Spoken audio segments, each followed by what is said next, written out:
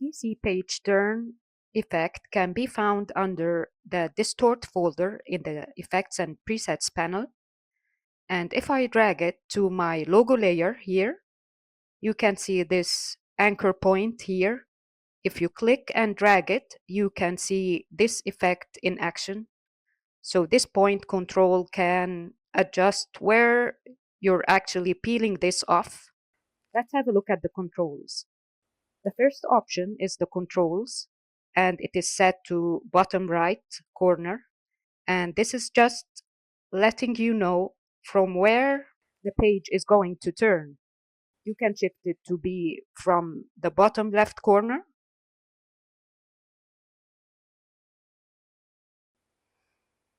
or the top right corner,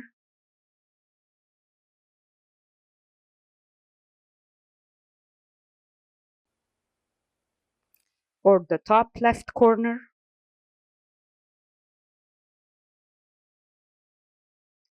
And if you choose the classic UI option here, the fold direction property is immediately activated, which allows you to choose the fold direction that you want by adjusting this angle here. So in this way, you can customize the fold direction.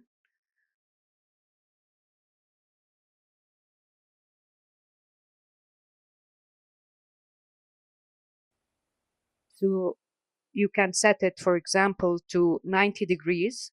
So in this way, it will fold vertically. Or you can set it to 180 degrees. And in this way, it will fold horizontally. Just remember that the fold direction property is only activated when the controls is set to classic UI. If we set it back to any other control here, right away the fold direction property will be deactivated. Also, we have the fold position property, which can animate the position of this anchor point. You can move it horizontally by increasing this value here, or you can make it move vertically by increasing this value. And this fold radius value here is going to increase or decrease that size of the fold. Basically, it increases or decreases how curl is the page when it peels off. So if you want it really tight, you can put that at a low value, and in this way it's gonna look like it is sticking to a paper, and you got to pull it with a lot of force. And if you increase this value, it will look like a book page that is just turning and has a nice big curl to it.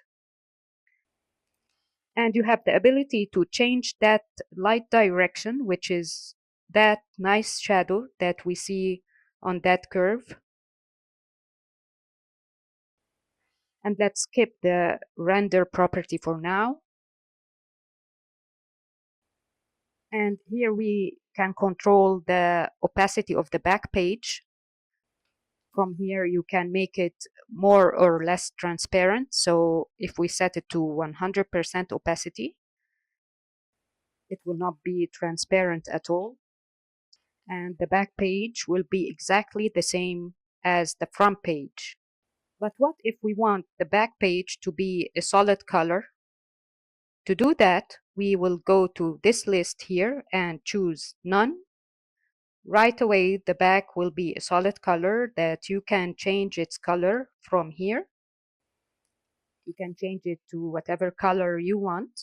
And the last thing is the render property here, from which you have the ability to change the render from both the front and back page to back only.